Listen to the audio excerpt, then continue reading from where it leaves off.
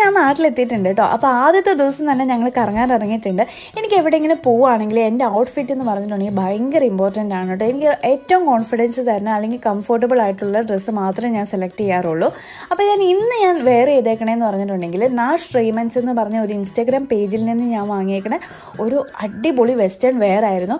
അത് മാത്രമല്ല, ഞാൻ ഒരു ഫ്രോക്ക് നൈറ്റിങ്ങൾ അവിടെ നിന്ന് ഓർഡർ ചെയ്തിട്ടുണ്ടായിരുന്നു കേട്ടോ. എനിക്ക് രണ്ടും ഒരുപാട് ഇഷ്ടപ്പെട്ടു. നിങ്ങൾക്ക് അത് കാണുമ്പോൾ തന്നെ അറിയാം എത്രത്തോളം ഭംഗിയുണ്ടെന്ന് കേട്ടോ. പ്യുവർ കോട്ടണിലായിരുന്നു ഈ ഫ്രോക്ക് നൈറ്റി വന്നത്.